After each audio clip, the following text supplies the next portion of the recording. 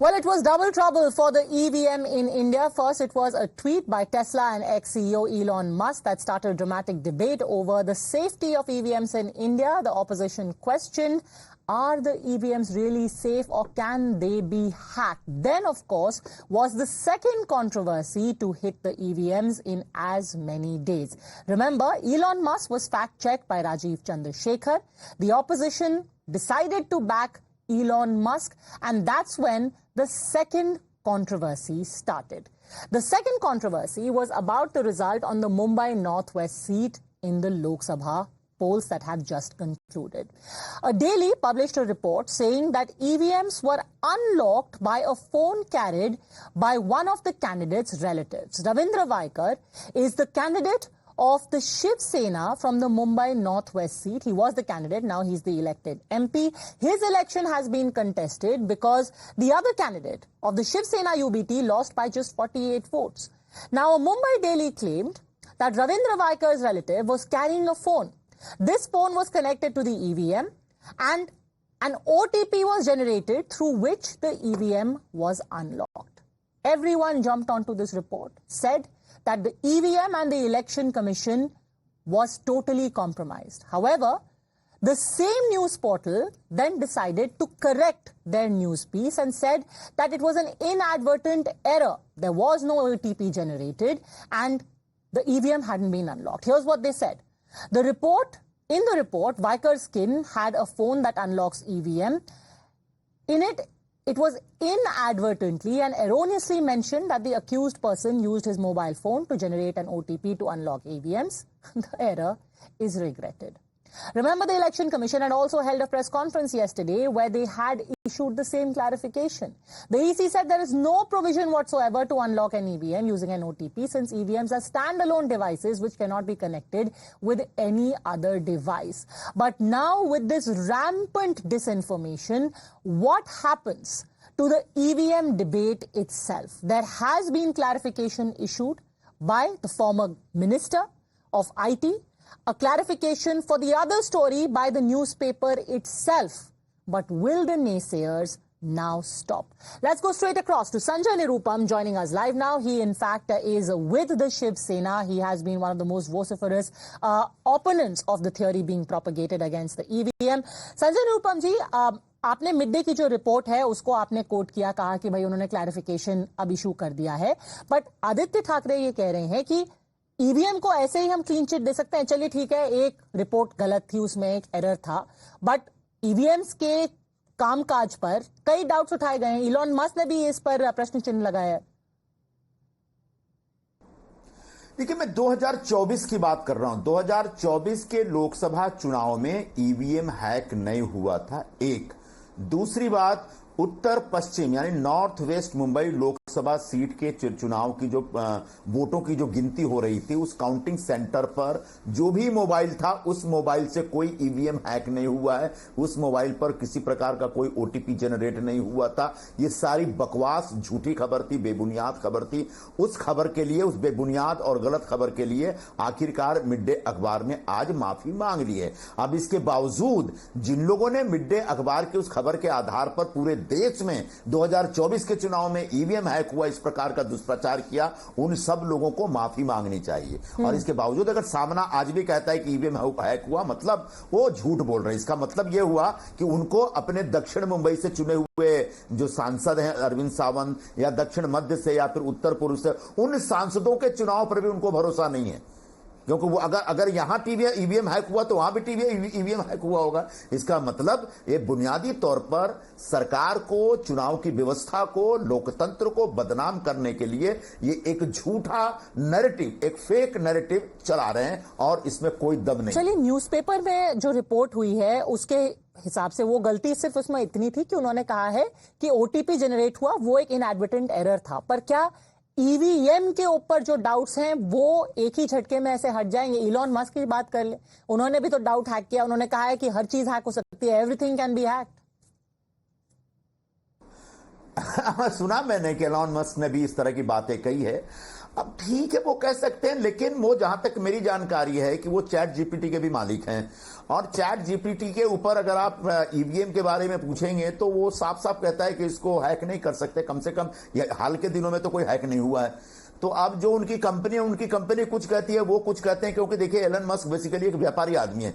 अपना व्यापार चलाने के लिए कब वो क्या बोलेंगे क्या करेंगे किसी को पता नहीं होता। ऐसे में अगर हो भी अगर उनकी जानकारी सही भी है तो हम अपने देश में जो कुछ हो रहा है उस पर विश्वास करके आगे बढ़ेंगे या किसी विदेशी के ज्ञान पर भरोसा करेंगे। कल राहुल गांधी जी ने जिस प्रकार से एक झूठी खबर को आगे बढ़ाते हुए एलन मस्क का एक ट्वीट इस्तेमाल किया, ऐसा लग रहा है कि हमको अपने देश पर भरोसा नहीं, अपने देश के लोकतंत्र पर भरोसा नहीं, अपने देश के निर्वाचन आयोग के कामकाज के ऊपर भरोसा नहीं है। इतना बड़ा काम, इतना चैलेंजिंग काम था, उसको अभी अभी कंप्लीट किया गया। पूरे देश ने जोश में आके चुनाव प्रक्रिया में हिस्सा लिया और एक जश्न मनाया चुनाव का। ऐसे में आप अपने देश को छोटा करते हैं, अपने चुनाव को बदनाम करते हैं, उत्तर पश्चिम मुंबई को बदनाम करते हैं, मुंबई के मतदाताओं को बदनाम करते हुए चुने हुए सांसद को बदनाम करते हैं, लेकिन आप एक विदेशी के ज्ञान के ऊपर पूरा भरोसा करते हैं। ये कौन सी बुद्धिमत्ता है, कौन सा विजडम है, मुझे नहीं मालूम।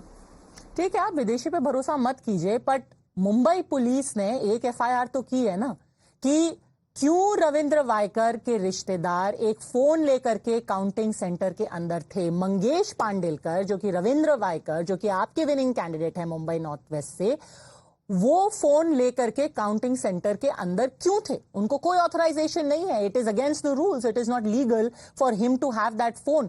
दूसरा, वो जो एक प्राइवेट कंपनी है जो ऑनकोर कंपनी है, उनके एम्प्लॉय जो दिनेश गुरव जिनके खिलाफ भी एफआईआर हुआ है, उन्होंने रविंद्र वायकर के रिश्तेदार को अपना फोन क्यों दिया? ये सवाल आपका बहुत अच्छा है। मंगेश पांडेलकर वगैरह जो भी हैं, जो वायकर जी के रिश्तेदार हैं, उन्होंने अगर अनऑथराइज तरीके से वहां मोबाइल लेकर के प्रवेश किया या उनके पास कोई मोबाइल था जो कि ऑथराइज नहीं है और जो कि जिसके लिए वो जिसको रखने के लिए वो ऑथराइज नहीं, तो बिल्कुल ये केस है। और सच पूछिए तो गोरेगांव की जो वनराई पुलिस स्टेशन है वो एग्जैक्टली इसी मामले की छानबीन कर रही है और इसी मामले की शिकायत भी और किसी ने नहीं, रिटर्निंग ऑफिसर ने की है। मतलब खुद हमारे देश का चुनाव आयोग स्थानीय पुलिस स्टेशन में शिकायत करता है कि जब काउंटिंग हो रही थी तो काउंटिंग के दिन एक कोई मंगेश नाम का व्यक्ति और उसके साथ एक जो नोटिस दी गई वो गुरव नाम के भी एक व्यक्ति को दी गई है जो कि एनकॉर के लिए वहां पर काम करते हैं।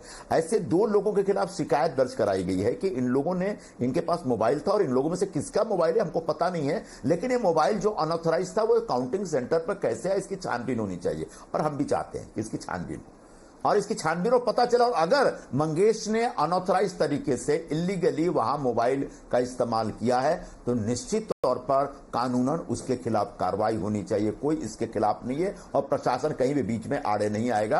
अगर वनराई पुलिस स्टेशन इस पूरे छानबीन के बाद ये पाता है कि भाई इस मंगेश ने गलत तरीके से मोबाइल अपने हाथ में रखा था या किसी दूसरे का मोबाइल था, जिस व्यक्ति का भी मोबाइल था उसका कोई इस्तेमाल हुआ या उसको उसने यूज किया, हो सकता है घर पे मैसेज देने के लिए या फोन करने के लिए किसी से मोबाइल लेकर इस्तेमाल किया होगा, जो कुछ भी है इसकी एक छानबीन होनी चाहिए। और ये छानबीन हम आप या कोई सामना या शिवसेना या मिड डे नहीं कर सकता। इसकी छानबीन सिर्फ स्थानीय एक पुलिस डिपार्टमेंट कर सकती है, पुलिस स्टेशन कर सकते हैं और पुलिस स्टेशन के लोग ऑलरेडी इस पूरे प्रकरण में 9 दिनों की छानबीन के बाद एफआईआर वगैरह कर लिया उन्होंने और उसकी इन्वेस्टिगेशन हो रही है। इन्वेस्टिगेशन के बाद दूध का दूध और पानी का पानी। Sanjay Nirupam ji, isn't it too much of a coincidence कि एक जो विनिंग कैंडिडेट है उसका मार्जिन ऑफ विक्ट्री सिर्फ 48 वोट्स का ही है, फिर अचानक उनके रिलेटिव के पास एक फोन आ जाता है जिसको कहते हैं ना एक circle of events. The circumstantial evidence does seem to create doubt कि ऐसा हो गया कि उन्होंने फोन ले लिया, वो काउंटिंग सेंटर के अंदर थे, फिर वो 48 वोट से जीत भी गए।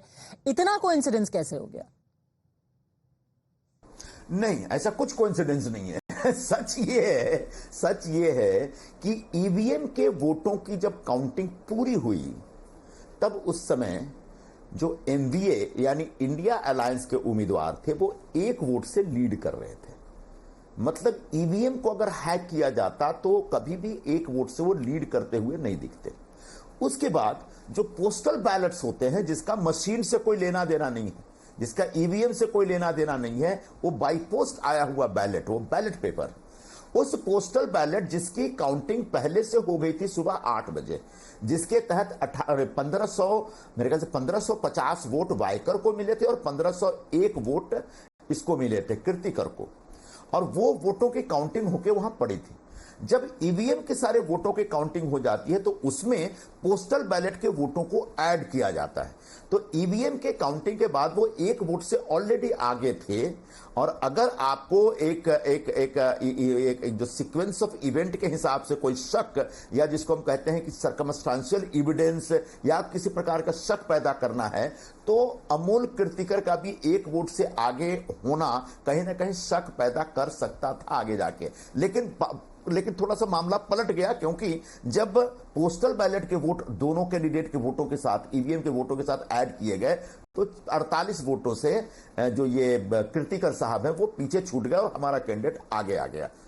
अब ये एक महज संयोग है, ये लोगों का दिया हुआ वोट है। अब इसके आधार पर रोज झूठ बोलना और दुष्प्रचार करना, यह उबाठा की तरफ से यूबीटी शिवसेना जो है ठाकरे ग्रुप, उसकी तरफ से चल रहा है। मेरा यह कहना है कि श्रीमान कीर्तिकर को स्वीकार कर लेना चाहिए कि वो 48 वोट से हार गए। ऐसा नहीं कि वो पहले ऐसे व्यक्ति हैं। इस देश में 9 वोट से भी लोग जीते हैं और हारे हैं, 1 वोट से भी लोग जीते हारे हैं। एक सांसद को तो मैं जानता हूं, झारखंड के सांसद थे जो 9 वोट से जीत करके लोकसभा में आए थे। तो ऐसा होता है कभी कभी, लेकिन ये जो सारी बातें कही जा रही है इसमें तथ्य नहीं है। जो आप सीक्वेंस ऑफ इवेंट की बात कर रही है, जो कहीं ना कहीं शक पैदा कर रहा है, आधी बातें झूठ है इसमें। जैसे मिड डे ने आज माफी मांग ली कि साहब मोबाइल से कोई ईवीएम अनलॉक नहीं हुआ था और मोबाइल में किसी प्रकार का कोई ओटीपी जनरेट नहीं हुआ था, बावजूद उसके सामने ने आज वो खबर छाप दी है। कल दिन भर जिन नेताओं ने इसका दुष्प्रचार किया उसके खिलाफ हमने जवाब दिया। हमने सवाल पूछा कि भाई दुनिया में कौन सा ईवीएम है जो मोबाइल से ऑपरेट होता है, क्योंकि ईवीएम एक वायरलेस किस्म का कोई इंस्ट्रूमेंट नहीं है, किसी वायर से कनेक्टेड इंस्ट्रूमेंट नहीं है। वो अपने आप में एक अलहदा एक इंस्ट्रूमेंट है, और उस इंस्ट्रूमेंट को किसी दूसरे किसी एक कॉर्डलेस किसी डिवाइस से ऑपरेट नहीं किया जा सकता। ये एक फैक्ट है।